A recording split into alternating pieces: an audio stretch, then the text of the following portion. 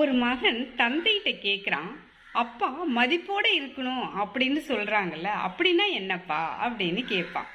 அவங்களுக்கு அப்பா இங்கே வா அப்படின்னு சொல்லிட்டு அவனை தூக்கி மடியில் உட்கார வச்சுட்டு அவர் சொல்லுவார், ஒரு பேப்பர் தான் தம்பி. அந்த பேப்பர், சில பேப்பர் நீ குப்பையில் கிடக்கிறத பார்த்துருப்ப இல்லைங்களா? சில பேப்பர் கொஞ்சம் வீணாக போயிடுச்சுன்னா, சில புத்தகங்கள் பேப்பர்கள் அதை என்ன பண்ணுவாங்க, கடையில் போடுவாங்க இல்லையா, விற்கிறதுக்கு போட்டுருவாங்க. வேண்டான்னு அதை விற்கிறதுக்கு போட்டுருவாங்க.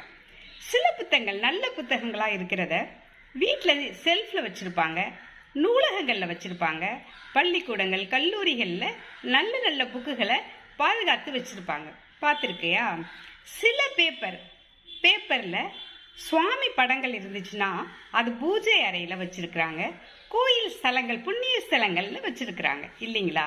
அது மாதிரி இன்னும் போனீங்கன்னா பேப்பர் பணமாகும் பொழுது அதை நம்ம மணி பர்ஸில் வச்சுக்கிறோம், பீரோவில் வச்சு பூட்டி வச்சுக்கிறோம் இல்லைங்களா? எல்லாமே பேப்பர் தான்ப்பா.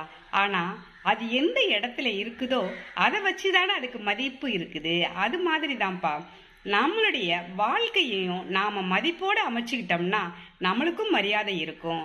அந்த மதிப்பு நம்ம புதுப்பிச்சுக்கிட்டே இருக்கணும்ப்பா. நம்ம புதுப்பிச்சுக்கிட்டே இருக்கணும் அப்படின்னா நாமளை அறிவை வளர்த்துக்கிறதுக்கு அந்த பேப்பராகிய நூல்களை மேலே மேலே படிச்சுக்கிட்டே இருந்தோம்னா நம்ம அறிவு வளரும்ப்பா, நாமளை புதுப்பிச்சுக்கலாம், நம்ம மதிப்போடு இருக்கலாம்ப்பா அப்படின்னு சொல்லுவார். அதை கேட்டு அந்த பையன் எனக்கு புரிஞ்சிடுச்சுப்பா அப்படின்னு சொல்லுவான். இந்த கதை நல்லா இருக்குல்லங்க, ஒரு பேப்பரின் கதை. நன்றி, வணக்கம்.